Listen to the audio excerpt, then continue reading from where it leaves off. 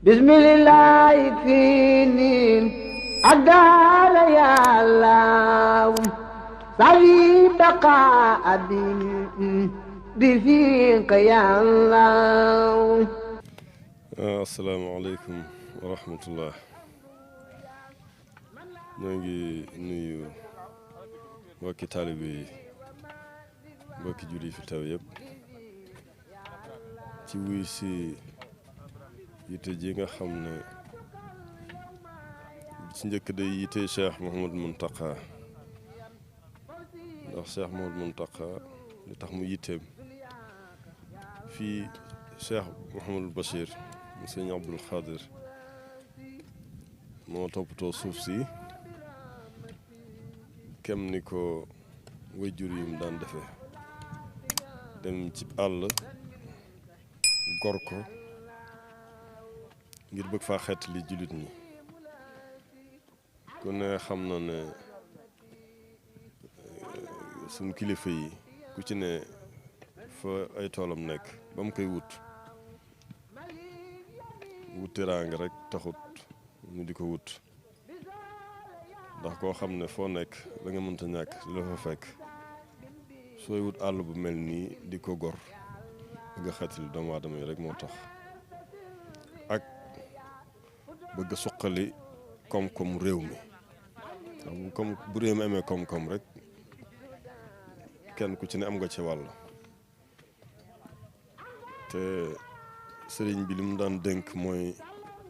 bi ci njëkk mooy ñuy jaamu yàlla bi ci topp mooy ñuy liggéey kon loolu bëgg a dimbali nit ñi bëgg leen a wutal ngërëmul yàlla ak bëgg leen a wutal teraanga yi tey moo tax ak ëllëg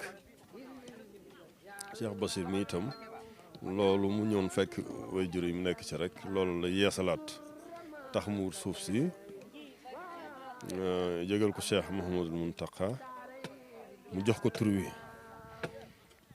tudde tool yi Hisnul Abrar Cheikh Mouhamadou Mountakha itam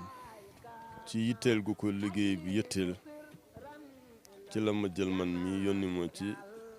Cheikh Mouhamadou Bachir ci luy tax liggéey bi sotti mu yónni ma ci moom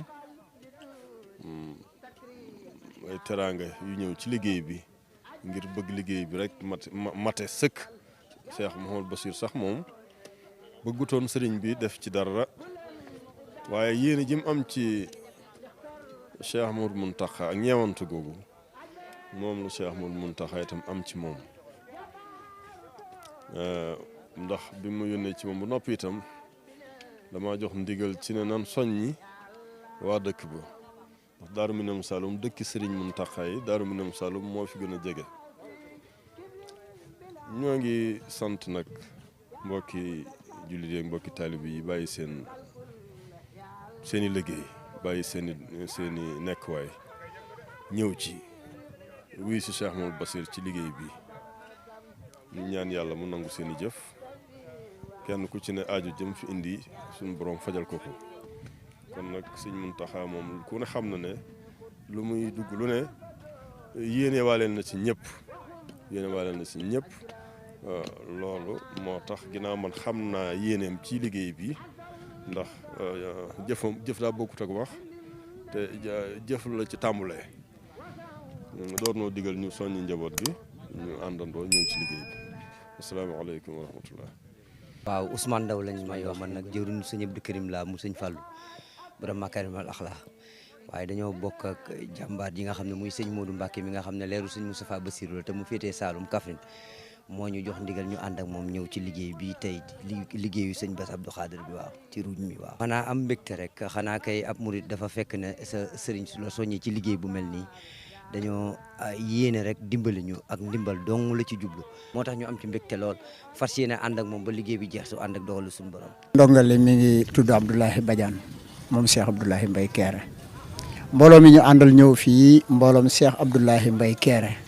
moom Serigne Abdoulahi Mbaye Kéré moom Serigne Makhtar Mbaye Kéré soobu ci liggéey bi ni ko Serigne bi bëgg rek ñu fas yéene doxale ko noonu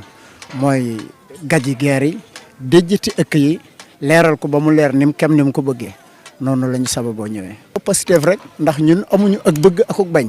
li sëriñ bi bëgg rek loolu mooy sunu bëgg-bëgg li sëriñ bi bëgg rek